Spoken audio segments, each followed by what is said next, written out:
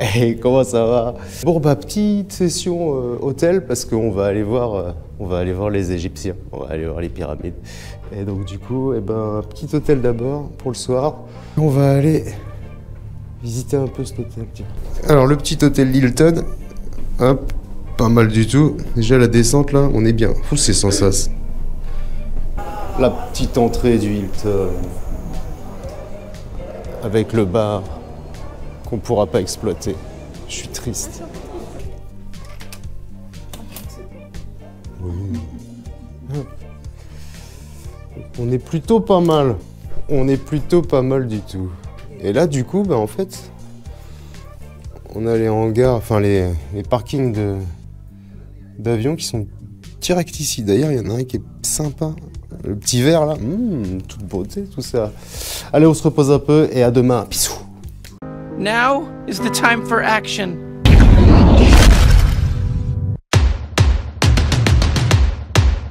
Yeah. Bon, après une petite nuit ouais, au Hilton, attention, petite nuit, mais bon, eh ben on quitte ce temps pourri et puis c'est parti, on va rejoindre nos petits Égyptiens et diverses divinités.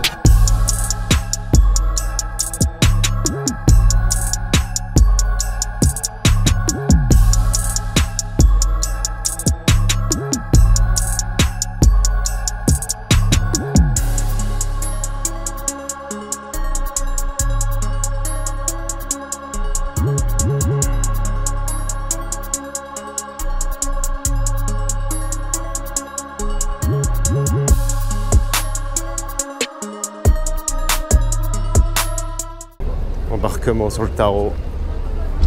Bonjour. Mortel.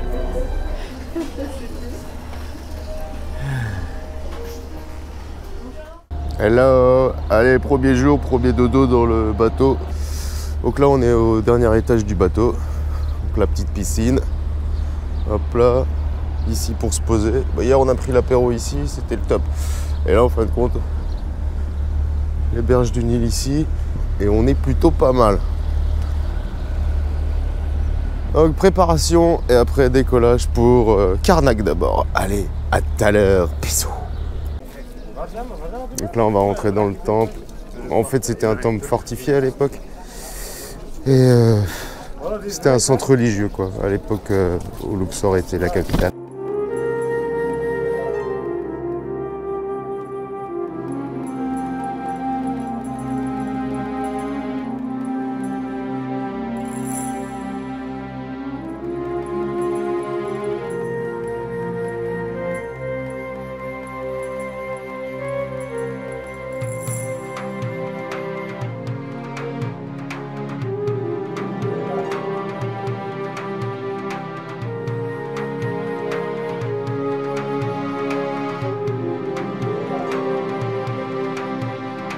Et là, c'est le hall de la grande salle hypostyle. Elle est composée, si je dis pas de bêtises, je crois que c'est 134 colonnes sur 14 rangées. Et c'est gigantesque. C'est un truc de fou. Et en fait, toutes les couleurs qu'ils avaient, en fin de compte, le rouge, le vert, le jaune, les choses comme ça, c'était fait avec des aliments. Par exemple, le jaune, c'était fait avec de l'oignon écrasé, par exemple. Et en fait, pour que tout brille, ils mettaient de la cire d'abeille par-dessus pour que ça soit luisant. On n'a rien inventé quoi. Alors, on rentre dans la cour du temple de Karnak, avec les pylônes.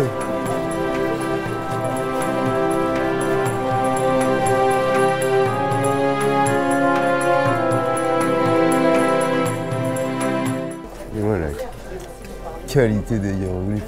Donc ça, c'est que des cartouches. Les cartouches à la base, c'était juste rond. Ça faisait un cercle comme ça. C'était l'infini en fin de compte, le cercle de la vie qui continue. Et du coup, pour marquer les noms, eh ben, ils ont fait des choses plus en longueur. Donc du coup, c'est pour ça que ça rend ça. Pour les Égyptiens, ils ont trouvé que l'œuf du scarabée, c'est un peu rond, comme le soleil. Pendant les 12 heures de la nuit, pendant les tunnels du monde inférieur au sous-sol. C'est ouf. Donc ils ont dit que c'est l'œuf est rond comme le soleil. Ils ont dit que c'est le scarabée qui pousse le soleil tous les jours à travers les 12 heures de la nuit pour que le soleil éclore, ressuscite le lendemain à l'aube exactement comme fait le scarabée.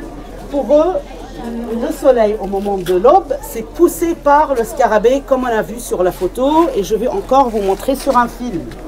Donc pour eux, le scarabée, ça porte bonheur, une nouvelle existence, c'est la vie après la mort, c'est l'éternité. Donc juste après la salle hypostyle qui est là-bas, avec les colosses là-bas qui sont faits en granit blanc, en granit tout court d'ailleurs. On a fait la grande entrée, la salle hypostyle, après là où il y a les grands colosses, les grands pylônes. Et après on a le sanctuaire, on voit bien que ça descend en fait, comme ça, de la lumière jusqu'à l'ombre. Et là c'est le lac sacré du coup. C'est juste à côté du sanctuaire, c'était pour se purifier. On arrive à la sortie et du coup avec l'allée des Sphinx qui est là-bas, qui va directement 3 km après, donc voilà les 600-700 Sphinx et qui va directement au temple de Luxor.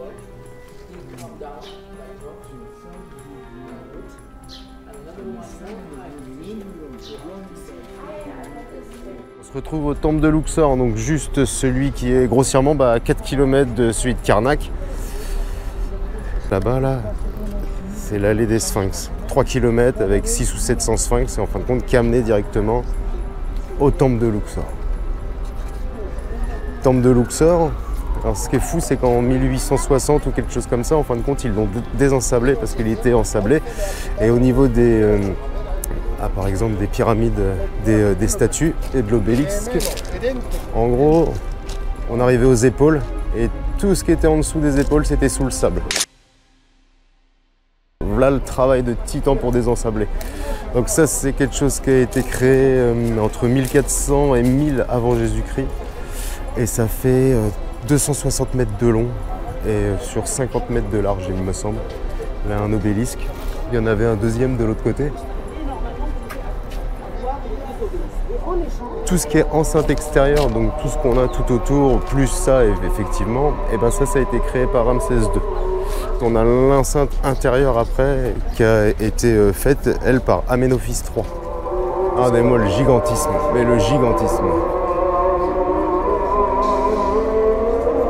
C'est tellement beau. Donc là, on est dans la première salle, ça fait toujours pareil. On a les pylônes au début, à l'entrée. Après, on a une salle péristyle, donc en fait, qui trace le périmètre en fin de compte. Après, on a la salle hypostyle. Et après, on a les sanctuaires à chaque fois. Ça fait éclairé, après demi-éclairé pour l'hypostyle.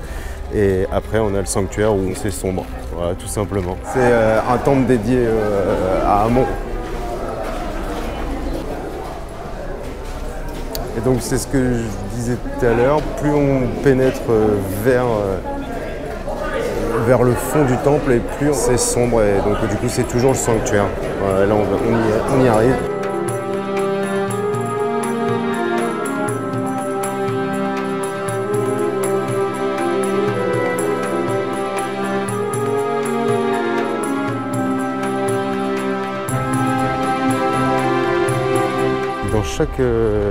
Dans chaque monument, chaque temple, sur le côté à chaque fois, il y a un petit peu de tout ça, là, toutes ces petites pierres ont été retrouvées, donc elles sont toujours... hop, il y a des hiéroglyphes dessus et tout, hein, plein de choses comme ça. Rien n'a été assemblé, quoi. Rien n'a été encore réassemblé. Et il y en a partout. Karnak qu'on vient de faire tout de suite, c'était pareil. Et bah là, Luxor, c'est la même chose, quoi. C'est un truc de fou.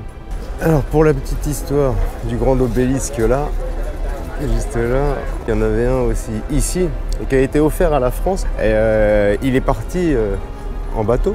Ça a mis à peu près 3 ans pour le mettre sur place de la Concorde, en fin de compte il est là-bas. Et quand les Égyptiens leur ont proposé le deuxième, c'était tellement une grande galère, grossièrement ils ont dit non, gardez-le. Bon, j'ai envie de vous dire, tant mieux, au moins il est dans son endroit originel et c'est magnifique. Tout au fond là-bas, c'est là-bas l'allée des Sphinx, hein, donc 3 km à peu près. Et il y avait le bateau doré là-bas qu'il y a, on va aller le voir, qui prenait... C'était Amon qui venait des fois à son temple ici, parce qu'il a été créé pour lui. Il venait par le Nil ici, avec son bateau en or, et il venait dans le temple. Voilà, là on est dans l'allée des Sphinx. Du coup, et donc dans ce sens-là, effectivement, tout au bout là-bas, il y a le temple de Karnak. Bien souvent, c'est ce qu'on retrouvait donc tout au fond, là où il y a les sanctuaires, les naos, avec les transports royaux. Et voilà à quoi ça ressemble. Évidemment, c'était full or. Full or, full or. Avec la tête du pharaon, Ramsès. On finit Luxor avec une petite photo du temple illuminé la nuit. Avec l'allée des Sphinx juste là. Allez, après la visite de Luxor, on a le droit à un petit spectacle juste avant le dîner. On va voir ça tout de suite. Allez, bisous, à tout à l'heure.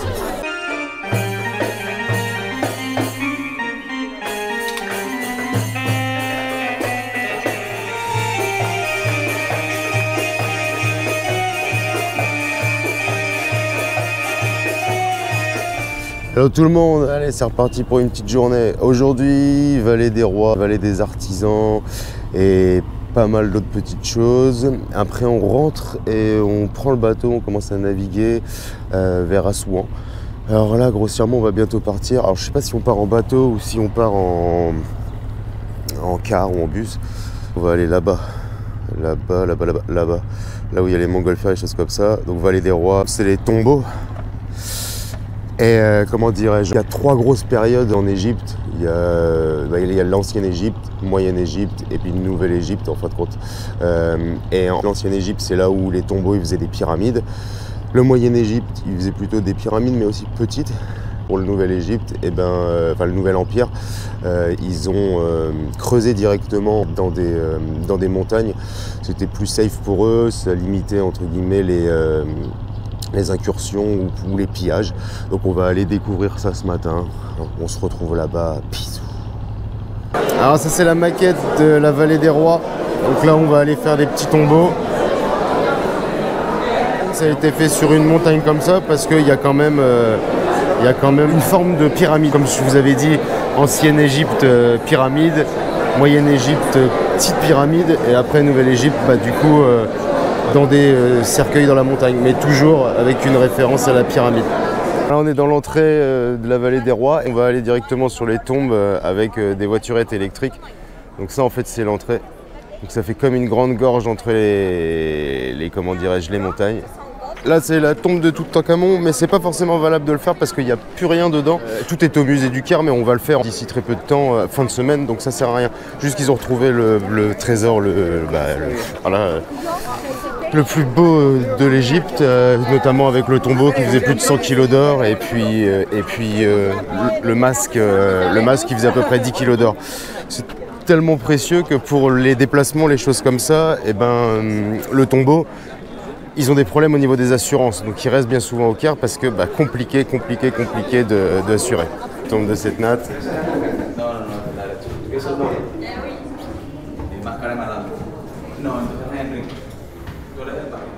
Donc ça en fait c'est une reine qui a été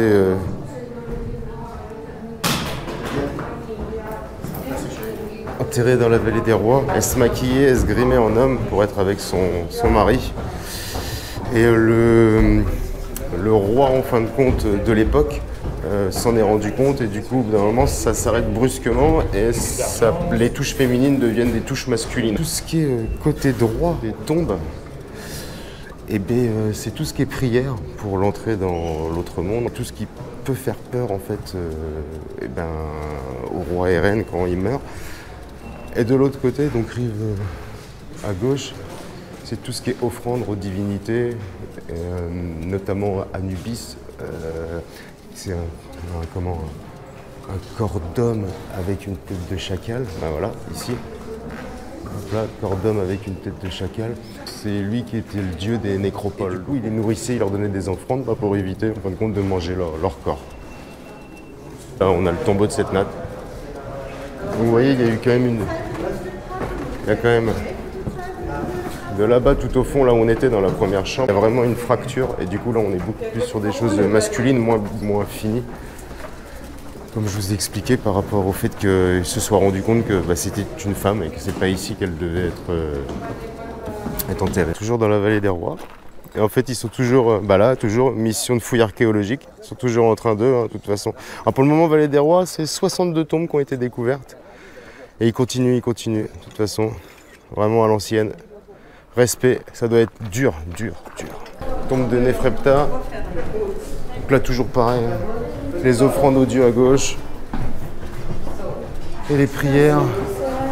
Hop, pardon. Et les prières à droite.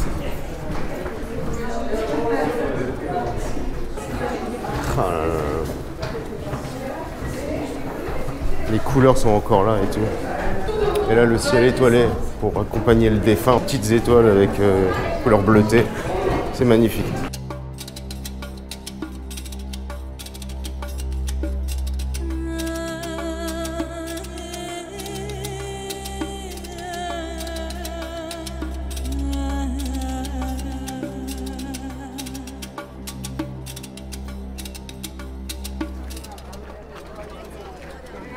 Allez, go to Ramsès IX.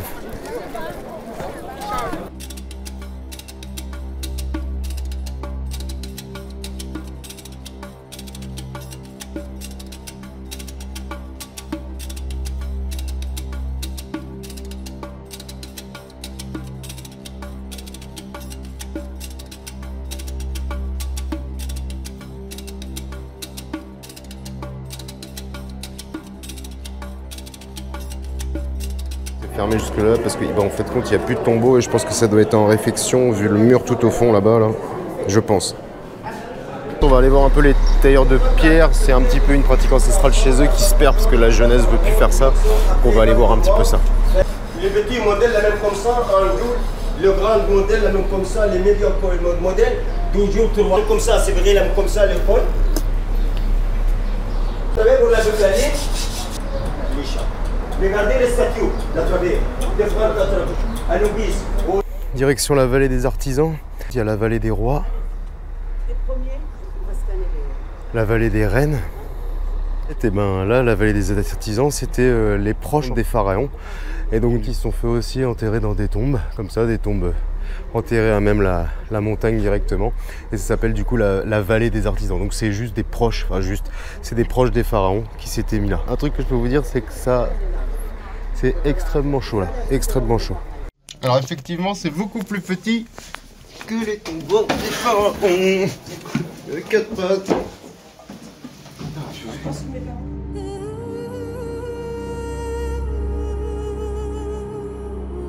Regardez-moi l'entrée.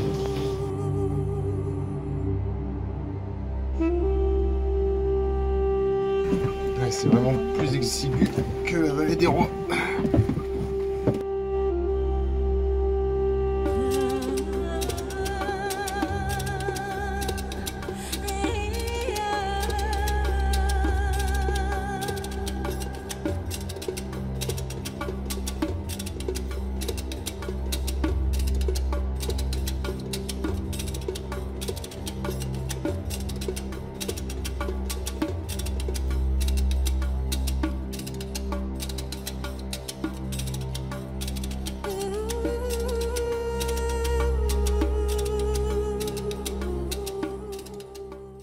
Sur le temple de Médine Tabou, c'est le temple de Ramsès III. Il avait aussi construit un petit palais pour ses enfants et on est dessus. Et sincèrement, à côté de la vallée des artisans, il fait une chaleur. Ramsès III, donc le dernier grand des pharaons. Je sais pas si on le voit à la caméra, mais franchement, wow, vous imaginez pas comment c'est énorme. C'est un truc de fou, franchement. Oh, aïe, aïe, aïe, aïe. Alors ce qui est assez impressionnant, je ne sais pas si on va le voir encore, mais là il y a toutes les peintures qui sont encore nickel quoi, il y a tout ce qui est... Oh, c'est fou.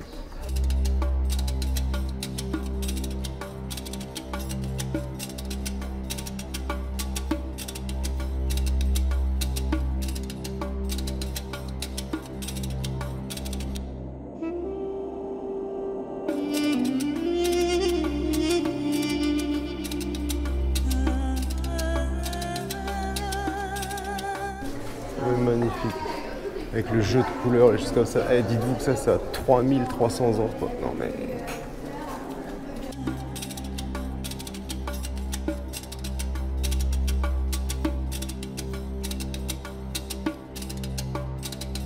Dernier arrêt avant la nourriture, les colosses de même nom.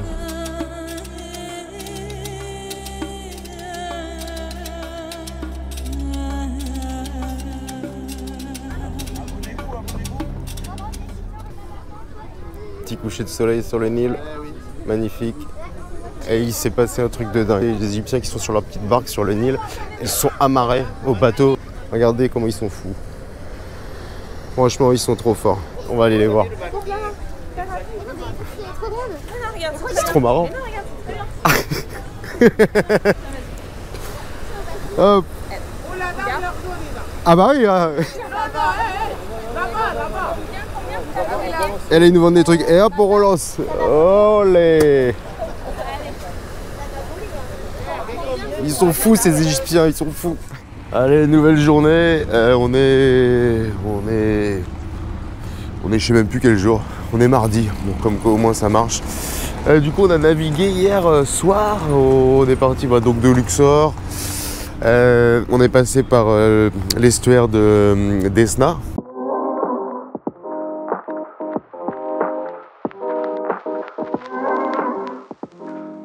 Et on est arrivé à Edfou. Aujourd'hui, temple d'Edfou. Donc sur la divinité Horus, bon, on verra ça là-bas. Et puis le temple de Komombo.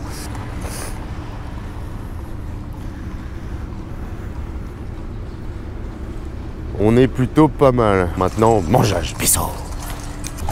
Allez, petit tour de calèche, Edfou, pour aller au temple d'Horus, du coup le temple d'Edfou. Bon, d'habitude c'est plus les voitures, mais bon, voilà, on a un cheval, on n'en a pas 200, on en a un. Comme nous disait notre petit guide, ouais, là on n'est plus dans la même ville. Là, les traditions et les cultures sont plus les mêmes. Avec les femmes aussi, c'est un peu pareil. C'est main au cul et tout ce que tu veux. Donc bon, après voilà. Hein. On va être vigilant et puis c'est tout. Hein. Hop là, petit saut. Comment tu t'appelles? Tu t'appelles? My name is Mustafa. Yeah, on va enchanter. Zinedine Zidane. C'est Zinedine, t'es numéro 10. Hello. Hello. Après voilà, c'est ce qu'il nous disait, hein, c'est les hôpitaux d'État. Bon, vraiment les plus sérieux, sinon faut pas y aller parce qu'il y a des chats, des chiens, ils ont pas assez de matos à l'intérieur. Et sinon, c'est les cliniques privées, un peu comme partout, je suppose. Et c'est très très cher. Alors les médecins apparemment sont très compétents, il n'y a pas de souci, mais c'est juste qu'il y a un gros manque de moyens en matériel, en médicaments, en tout ça. Et j'arrête pas de voir des Mitsubishi Lancer ici. C'est un truc de fou les Mitsu ici. Il n'y a que ça. Il n'y a que ça. Ça, apparemment les bébés aussi c'est pareil. Ils louent des bébés pour en gros faire la manche et puis en gros pour attrister un petit peu, jouer sur les sentiments avec le touriste. Mais c'est pas leur bébé, c'est pas du tout leur bébé. Le temple d'Edfou, dédié à la divinité Horus. C'est le dieu de la protection, c'est le dieu des dieux. Puis c'est vraiment la victoire du mal contre... Enfin, c'est la victoire du bien contre le mal. J'expliquerai un petit peu par rapport à l'œil en fin de compte et puis la bataille qu'il a menée pendant 3 jours contre Seth. La grande entrée du temple d'Edfou pour la divinité Horus ici. Là on a sa femme Hathor. Il regarde Ptolémée faire la guerre. Ici ça, le grand mur d'enceinte, la grande enceinte, ça fait 36 mètres de haut et plus de 70 sur les côtés. C'est immense, c'est immense. On racontera un petit peu après les légendes d'Horus, ce dieu, avec sa femme. Alors lui, évidemment, corps d'homme avec tête de faucon. Et elle a aussi un corps de vache. On a aussi Horus ici. Donc il est là. Et il est là-bas. Donc là, la salle péristyle. Donc ça, c'est juste après la grande muraille. C'est le début. Et là, on a... Faucon sous sa forme, enfin Horus sous sa forme animale, donc le faucon là.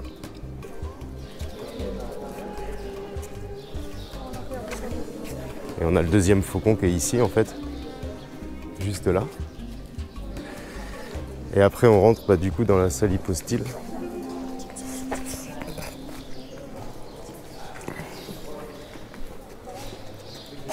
Voilà, ici. On commence à y rentrer par là-bas avec toutes ces colonnes là. Et en fait, bon, comme on a dit, hein, plus c'est sombre et plus on rentre vers le sanctuaire là-bas où il y a le Naos. Hop. Et là-bas, on a la chambre le laboratoire des parfums. Voilà. En fait, ils savaient tout ce qui était fraction et tout. Et par exemple, ça c'est pour toutes les contenances, c'est comme si on créait des parfums, des senteurs. Et je sais pas, ici par exemple, on sait que ça c'est des dizaines. Donc ça, on sait qu'il y a besoin de 60, alors 60, je sais pas quoi, parce que je sais pas lire l'égyptien, mais pour concevoir un parfum. Les divisions aussi, ils savaient, avec des traits. Il faudrait que je les trouve, les traits. Les traits qui sont ici, en fin de compte, c'est des divisions. Là, on a le trait de la division avec les traits. Là, par exemple, s'il y en avait 4, on sait que c'est un quart.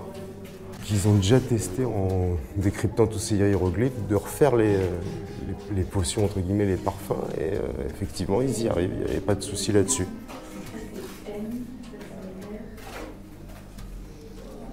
Alors ce qui est assez sympa, et ça paraît logique, mais finalement, ils ont pensé à tout. Plus c'est haut, plus c'est écrit gros pour que les gens puissent voir d'en bas. Et plus c'est en bas, et ben plus c'est petit. Ce qui paraît logique, mais bon, il fallait y penser. Donc après cette salle hypostyle, et ben du coup, il y a le sanctuaire avec le naos et la barque sacrée. Donc là, ouais, voilà, elle est en réfection. C'est intéressant de voir comment ils font d'ailleurs. Et du coup, ici, vous avez il y a le naos. Et ici, il y avait la grande statue, en fin de compte, d'Horus à l'intérieur. Et là, vous avez sa barque sacrée avec Horus juste là. Avec les seuls puits de lumière qui sont ici. Parce qu'auparavant, il y avait une grande porte ici. D'ailleurs, là aussi, il y avait une porte, tout ici. Et en fait, c'était juste le grand prêtre qui avait le droit de rentrer là-dedans et qui rentrait tous les jours. On est derrière le naos, le sanctuaire. On peut faire aussi tout le tour. Tout le tour du temple. Pour les Égyptiens, c'est comme si on faisait le tour de l'univers. Ici, à partir d'ici, on a la bataille d'Horus, ici, et qui est en train de se battre. Donc c'est une guerre qui a duré 3 jours, contre Seth. Seth est toujours représenté par les animaux méchants, donc là un hippopotame. Donc là, il est sur sa barque sacrée, et avec la flèche, il commence en fin de compte, à l'abattre, à le tuer. C'est des scènes qui se répètent petit à petit. Donc là, on l'a toujours ici, toujours. Hop là, ça avance. Encore toujours pareil. Donc là, on le voit encore. Et plus ça va, plus il y a de l'avancée. Là, on le voit toujours. Donc là, en mode hippopotame ici, avec Horus, toujours là. Et en fait, là, à partir de là, en fait, il l'a tué. Du coup, on a toujours Horus avec sa flèche. Et on a l'hippopotame ici qui est retourné du coup. Donc ça veut dire que là, il l'a tué. Et après, petit à petit, l'hippopotame va être de plus en plus grand et Horus va être dessus. C'est-à-dire qu'ils ont plus peur, en fin de compte, de l'animal dangereux, ou du coup Seth, parce qu'il a été tué. Et cette scène-là, elle est juste là, juste ici. Où en fait, on a Horus qui est là, juste ici. Seth qui est dessous, il est dessus. Donc là, ils ont plus peur et la bataille est finie. C'est une bataille qui aura duré 3 jours. Et puis voilà, c'est raconté ici. C'est un temple qui est de taille moyenne quand même. Donc de longueur, il fait 137 mètres. Et de largeur, il en fait 79. Bon là, on revient au statut d'Horus. Le petit Horus en granit noir là, magnifique. C'est un temple grossièrement qui est assez récent quand même, parce que c'est moins 137 je crois avant Jésus-Christ, et qui a été fini en 57 ou quelque chose comme ça. Donc c'est assez récent quand même.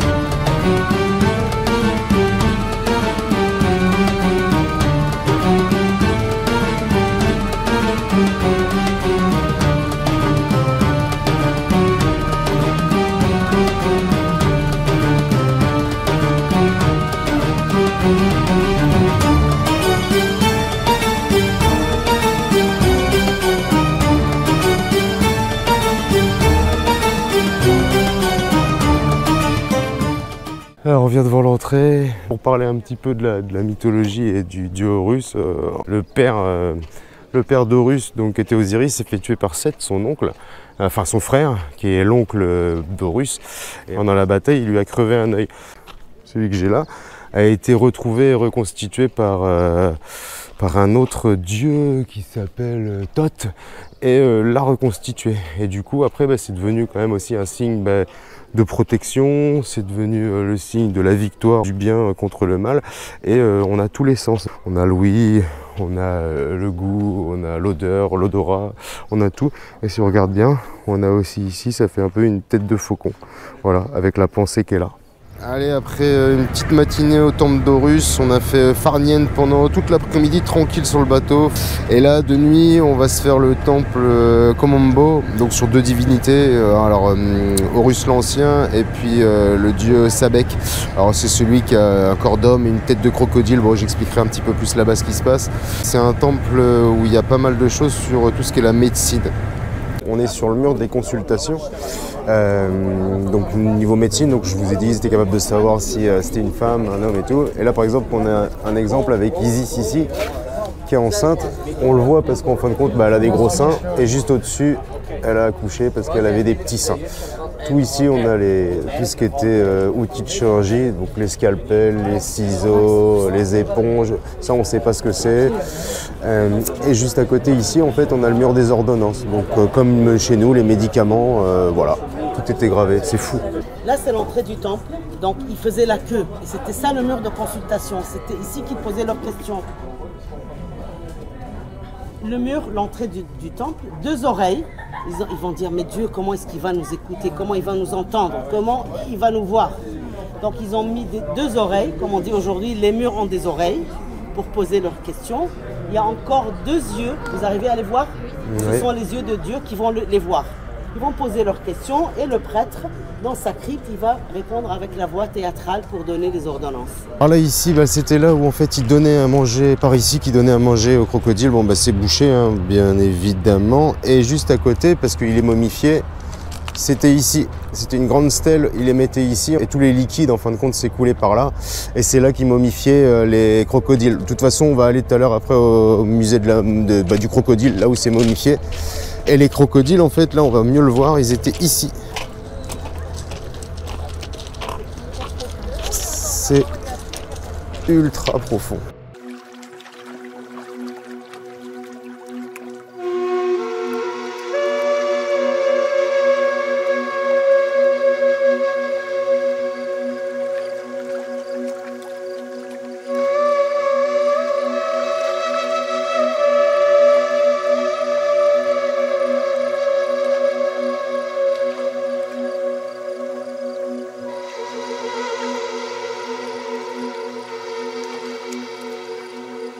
Et donc là, on a le musée des crocodiles. Magnifique. Évidemment, c'est des oreilles, ils sont momifiés. C'est tous ceux qu'ils ont récupérés. Alors ça, c'est les petits, c'est la même chose, c'est les œufs de crocodile. Avec là, un bébé crocodile dans son œuf. Et là, carrément, sorti de son œuf. Hop, momifié aussi. Et voilà comment ils étaient momifiés directement.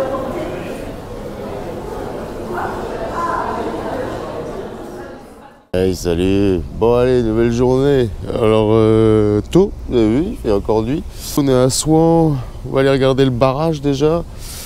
On va aller sur l'île de Philae. Alors Philae, je sais pas, il y a pas mal d'Égypte, même les égyptologues en gros des fois disent Philae, d'autres Philae.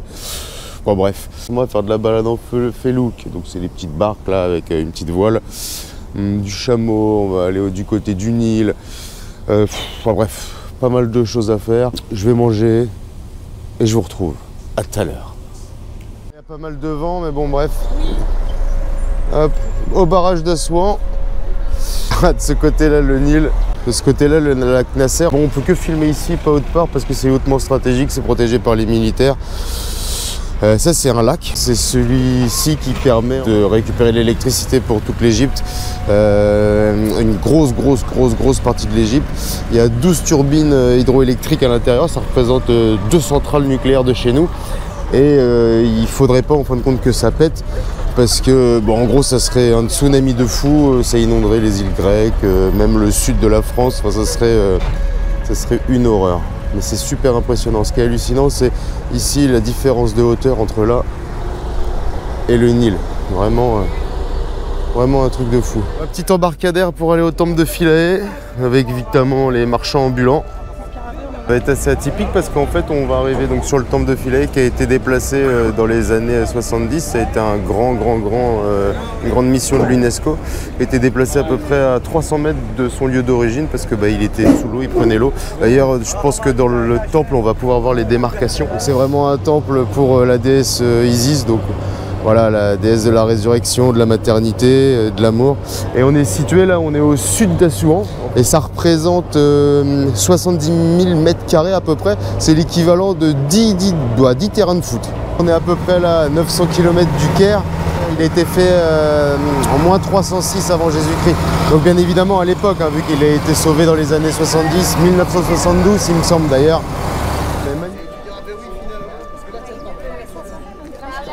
Là on est dans l'enceinte principale, donc vraiment à l'entrée, après le grand pylône. Là on a ici le Mam Isis. C'est là où Isis, donc la mère de Horus, fait en gros naître le faucon, quoi, donc son fils.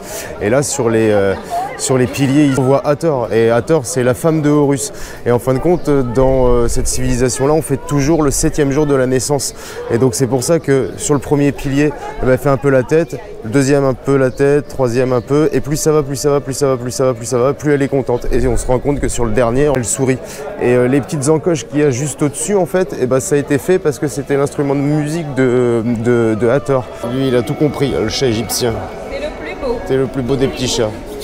C'était le chat d'Isis. La temple d'Hathor, femme d'Horus, on la reconnaît parce qu'elle a des oreilles de vache. C'était la déesse de la musique, c'est pour ça que dans son temple, il n'y a que des instruments de musique. Voilà, là une espèce de mandoline, hop, là-bas une espèce de harpe, là-bas des espèces de flûtes. C'est pas l'île originelle, donc comme on a dit tout à l'heure. Quand ils l'ont démonté, donc ils ont numéroté toutes les pièces. Hein, c'était un puzzle de plus de 40 000 pièces, donc c'était énorme. Pour que ça soit précis et orienté de la même façon par rapport à l'île en fait originelle, ils ont mis des petites choses comme ça. Je sais pas si on les voit là. Voilà, des petits bitoniaux en métal. C'est ça qui a fait qu'ils arrivaient à calculer au laser, donc les uns par rapport aux autres, pour respecter exactement les mêmes dimensions et la même trajectoire nord-sud. Ils ont mis 8 ans quand même. Ça a commencé en 1972 et ça s'est fini en 1980. Pour tout ramener, bon, ça s'est fait par bateau. Ils ont fait des ponts éphémères en fait. Et ils ont tout ramené par camion, quelquefois bateau. Et après, gros jeu de puzzle.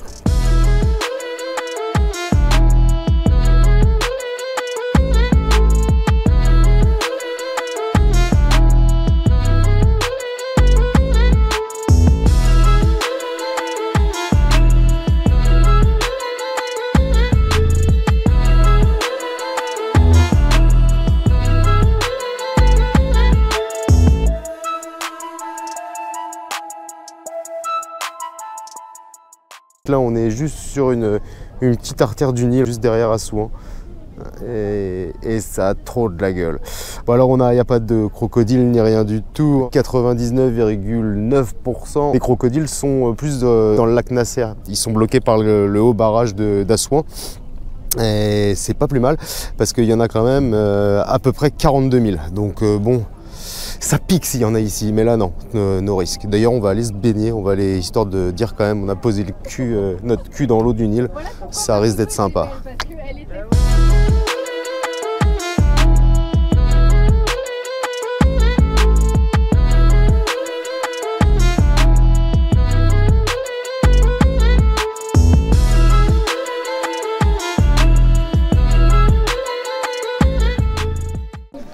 Allez, on va aller faire du dromadaire, trop cool le dromadaire. Allez, du cannabis. Olé.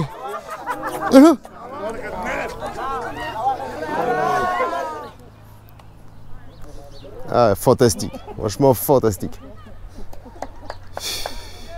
Les habitations tout en haut là-bas, là, en fait c'est des hôtels. Alors on se posait quand même la question de savoir comment il bougeait ou pas, ou alors il reste tout le temps là-bas et puis tout l'aurait ramené, mais bon, c'est quand même dommage. Ah bah tiens, il fait pipi le tien. Là, il est... fais pas pipi sur le mien, dis donc. Effectivement, la descente est plus folle que l'eau. Olé.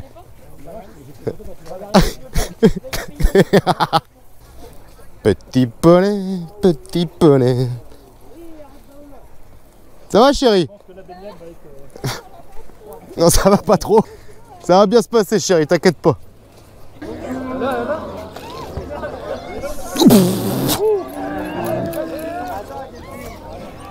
Yes, ah, shukran. Perfect.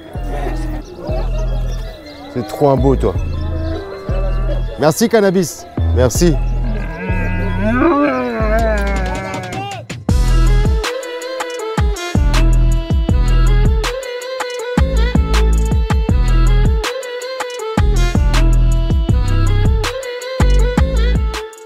Petit village du bien après la baignade sur le Nil. C'est vraiment typique couleur bleu comme ça, bleu-blanc à chaque fois. Et là on va rentrer dans l'école et on va faire un petit cours d'arabe. Ça va être cool. Très très beau. Une belle architecture, bien à l'ombre, belle couleur.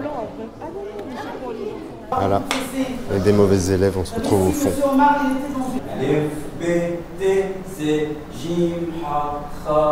C'est dur.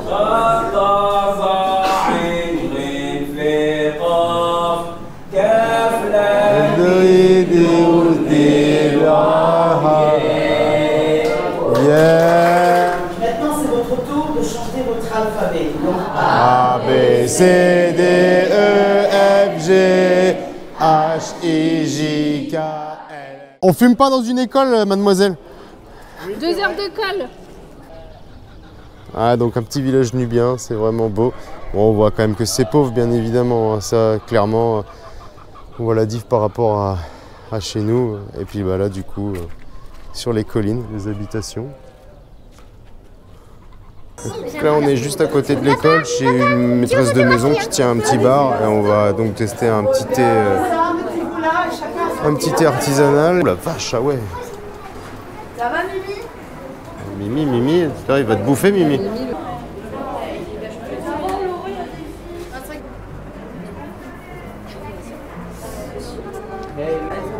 Magnifique. C'est bizarre la sensation. Ouais. Qui est le prochain?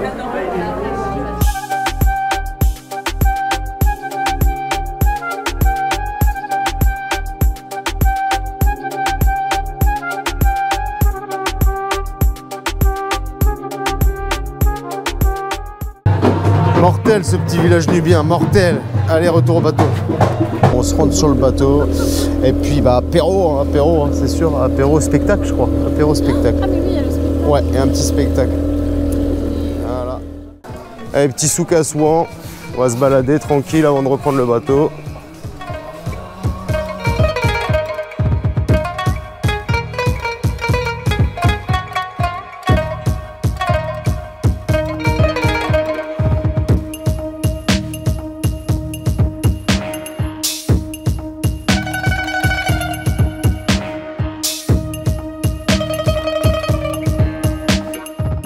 Après notre petite session exploration ce matin sur Assouan, bah, on a repris le départ bateau, la direction Luxor. Luxor, on va naviguer, bah, en fait on a l'après-midi farniente quoi, grossièrement, jusqu'à Luxor qu'on va arriver dans la nuit. Et après, bah, dans la nuit tout à l'heure, on prend un avion pour aller au Caire et puis bah, pyramide, enfin plateau de Gizeh, pyramide, sphinx, musée, et tutti quanti. Et puis après, retour à la triste réalité. Et voilà. Donc là, tout le monde est en posage sur le bateau. Donc là, ce soir, petite soirée costumée, gros repas oriental, et puis bah, de toute façon, voilà, donc on va faire la fête un petit peu avec le personnel qui est au top, et puis avec ce gros con là aussi. Là. Voilà, le meilleur. Et puis la belle équipe ici, des belles rencontres. Allez, on va profiter de l'après-midi tout à l'heure. Ouais. Bonjour, bonsoir, je sais plus. Franchement, je sais plus. Est-ce qu'il y a pour dire, il doit être, je sais pas, 4 ou 5 heures là. On s'est réveillé à 3 du mat. Et après une belle soirée orientale en plus, que c'était plutôt sympathique. Direction le Caire. La Rolls-Royce des avions.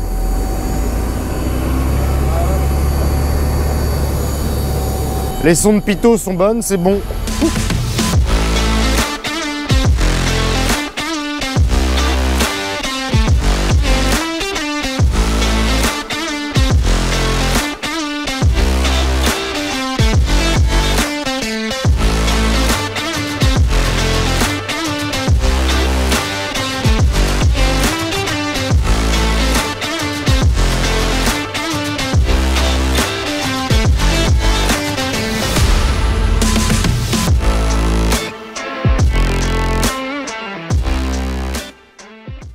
tour au musée du Caire.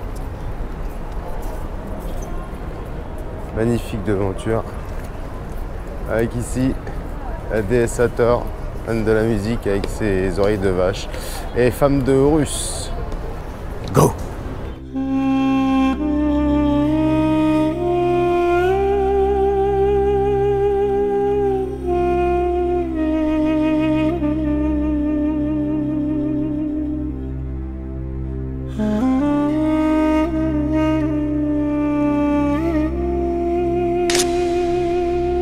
Seul statut de Khéops qu'on ait retrouvé, et on sait que c'est lui parce qu'il y a son cartouche qui est sous sa ceinture. Et ça c'est aussi la même chose, une statue qui a été faite en dionite, une roche des plus dures, ce qui laisse à penser qu'il connaissait peut-être le diamant, parce qu'il n'y a rien qui peut tailler autre cette pierre autre que le diamant.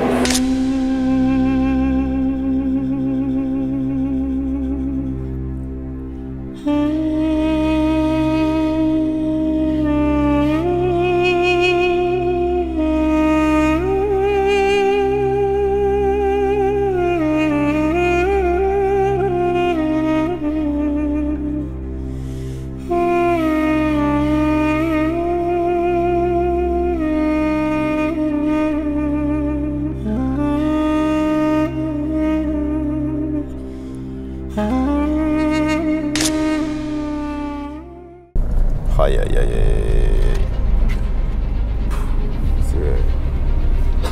C'est un truc de ouf franchement.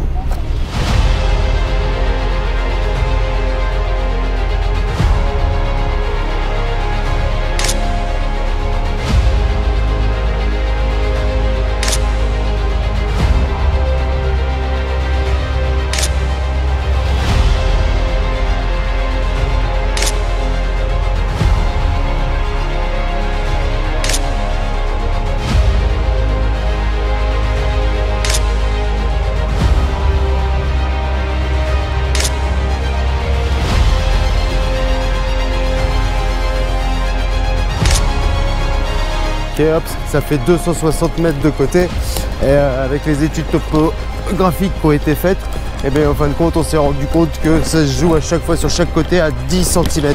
Et au niveau des degrés par rapport au nord, parce qu'elles sont toutes orientées au nord, et bien grand maximum 0,5 centième de degré. Enfin voilà la précision, mais la précision.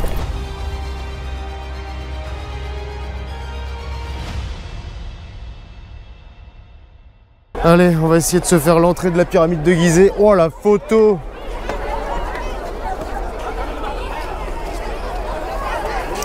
Là c'est l'enceinte en fait où comment dirais-je, les chercheurs et les pilleurs sont passés. Ils sont tombés sur des grosses dalles de granit qu'ils ont réussi à virer. Et en fin de compte c'est là où ils sont tombés sur le couloir descendant et l'ascendant et le descendant.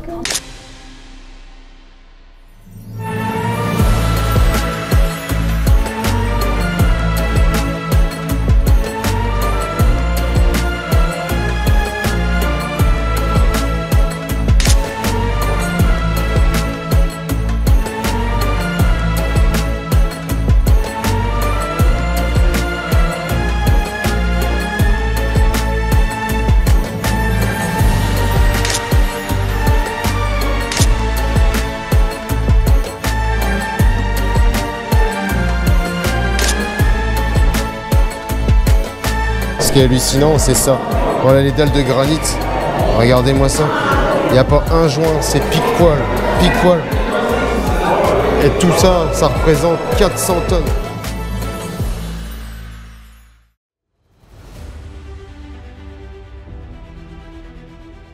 Alors on est dans l'entrée de l'enceinte du Sphinx. Toute l'enceinte a été faite en granit rouge d'Assouan. Ils l'importaient. Ça vient du sud du Caire, donc à 900 km. À chaque fois, donc il n'y a pas de joint, il n'y a rien. C'est toujours pareil. Hop là, on ne pourrait pas faire passer une petite feuille entre les deux. Enfin, c'est un truc de ouf. C'est pour répartir le poids et c'est toujours grossièrement pour éviter, s'il y a un tremblement de terre, pour éviter que ça tombe. C'est fou. Ça n'a pas bougé d'un pet, ça a 4500 ans quoi. Enfin, voilà quoi. Voilà, il y a des stèles ici, il y en a une ici où il y a un petit puits et il y en a une juste derrière. Alors ça c'est quelque chose qui a été creusé directement dans la roche. On pense que ça a été créé sur le règne de Khéphren, donc en moins 2500. Donc bref, grossièrement, donc voilà, 4500 ans ça. Et le pépère, il fait 73 mètres de long environ, pour à peu près 20 mètres de haut. C'est fou. C'était le lion protecteur des pyramides et pas que, parce que je sais pas tout. Ça serait plutôt Képhren entre guillemets qui aurait fait ça, parce qu'il a vraiment la même coiffe. Donc bon, mystère et boule de gomme, j'en sais pas plus, mais magnifique.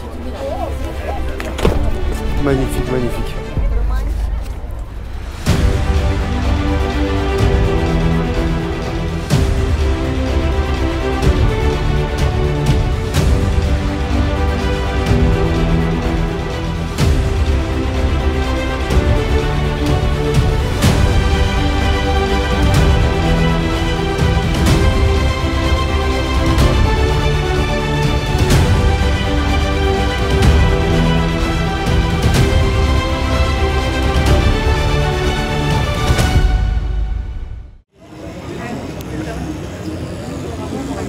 Petit resto sur le Caire et on redécolle.